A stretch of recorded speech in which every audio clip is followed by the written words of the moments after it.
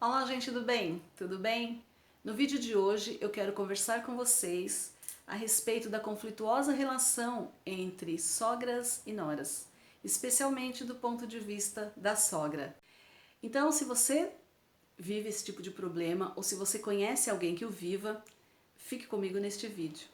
Eu vou amar ter você aqui. Roda a vinheta.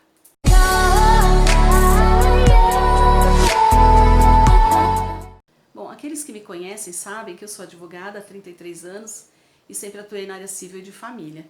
Então, eu vou trazer aqui um pouco da prática, né, e um pouco da minha própria experiência para esse bate-papo.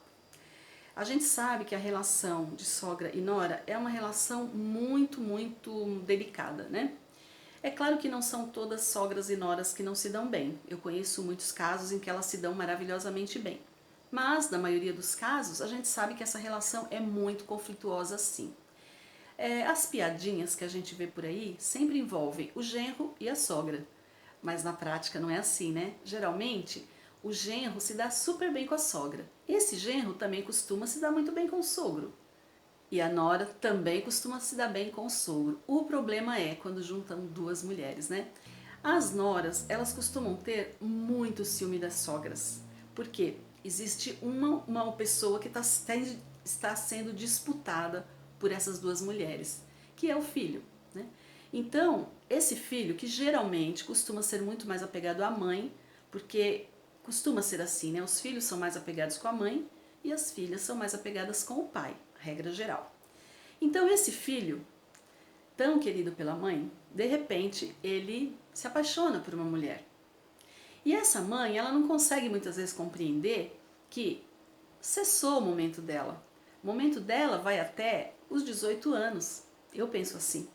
A função de mãe, ela vai até os 18. Depois dos 18, ela passa a ser uma conselheira, uma amiga do filho. E quando ele casa, ele vai formar um outro núcleo familiar. Então é óbvio que essa mãe tem que compreender o lugar dela. Mas é verdade também que não é porque o filho casou que a mãe deixa de ser mãe. Porque afinal de contas, se tem uma coisa que não tem como você tirar do RG, é o nome da sua mãe, não é verdade? Mas há que ter uma compreensão dos dois lados. O que a gente vê na prática? A gente vê uma grande parte das noras usando o marido para atingir a sogra.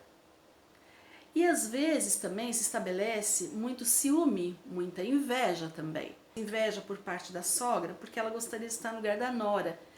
Por uma questão, não é obviamente, né, do ponto de vista da intimidade, claro que não, mas do ponto de vista de tudo que aquele filho está proporcionando para a nora. Eu conheço mães que criaram os filhos com muita dificuldade e o filho passa a ganhar muito bem e quando ele começa a ganhar muito bem, ele se apaixona e se casa. O que uma mãe deve pensar, a meu ver? Que bom, né? Meu filho, eu tive condições de criar o meu filho de uma forma que ele pode dar uma vida boa para a minha nora. E deveria ser assim, e muitas mães pensam assim, muitas sogras pensam assim. Só que, no entanto, do lado de lá, do lado das noras, não há essa compreensão, né? Ela acha que ela mesma tem que ser a destinatária de tudo, da atenção, do carinho, de tudo, e a mãe, pronto, cessou aquela relação. Não, ele casou comigo, eu não tenho que aceitar a mãe dele, eu sou a esposa dele. É como se, para muitas noras, fosse assim, a partir da data do casamento, ele tem que esquecer a família dele, agora a família dele é um outro núcleo. É verdade que se forma outro núcleo, mas esse núcleo não precisa se romper, não precisa estar isolado daquele núcleo principal. O outro ponto é o seguinte, é muito comum nós nos esquecermos de que quando uma pessoa entra na nossa vida, essa pessoa ela está trazendo uma bagagem, muitas vezes uma bagagem imensa. São os traumas de infância, ou de adolescência, ou de juventude, são as vicissitudes da vida, são os sentimentos negativos, né? São os traumas, enfim. Não só a nora, como a sogra, também vem com essa bagagem. Só que quando uma entra na vida da outra, e eu falo isso em geral, nós todos somos assim, nós nos esquecemos disso. E a gente começa a considerar aquela pessoa a partir daquele momento em que nós a conhecemos. A gente não sabe o que está por trás. Por exemplo, a nora ela não tem a boa vontade de parar para pensar que houve, antes de mais nada, um convívio entre mãe e filho. Essa mãe, essa sogra, ela veio primeiro na vida do filho. Então eles têm ali uma relação que foi construída por longos anos. E uma relação umbilical, não é uma relação qualquer. Vamos combinar. E o que acontece? A nora começa a considerar dali pra frente. Não, mas ele casou comigo. Eu sou a mulher da vida dele. Ele tem filhos agora. Tudo bem. Não quer dizer que ele vai se separar e fingir que aquela família nunca existiu. Isso não existe. Do lado da sogra, por sua vez, ela também tem que parar e pensar o seguinte: bom, agora o meu filho foi e ele formou um outro núcleo. No que eu posso ser útil? Talvez até me isolando um pouco, por um momento, né?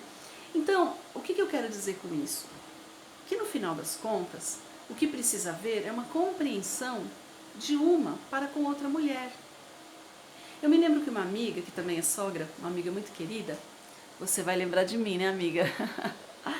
Quando eu falar essa frase, que ela disse que a nora dela falou para ela assim. Elas estavam num conflito no início do relacionamento, do casamento, né, do filho, e a nora falou assim para ela com muita sabedoria, eu achei, né? Ela disse assim: olha, entre nós não precisa ter problema nenhum, porque a senhora não há de querer o meu marido e eu não hei de querer o seu filho. Olha que bacana, olha que frase cheia de sabedoria, porque são relações diferentes. Dizem por aí, quando um homem é bom filho, geralmente ele vai ser bom marido. Se o seu marido é um bom filho, é dedicado à mãe, ele vai ser um bom marido para você, ele vai ser um bom pai para os seus filhos. E afinal de contas, se você se apaixonou por este homem, ele foi criado por uma mulher. E se você gosta dele, se você vê nele qualidades, essas qualidades vieram com ele, mas também foram moldadas por aquela mulher, a sua sogra, que o criou. Eu sei que há muitas sogras, muitas mesmo, que se metem demais na vida dos filhos. Cada uma dessas mulheres deveriam entender o seu papel na vida desse homem. Porque os homens, esses filhos, eles ficam numa berlinda.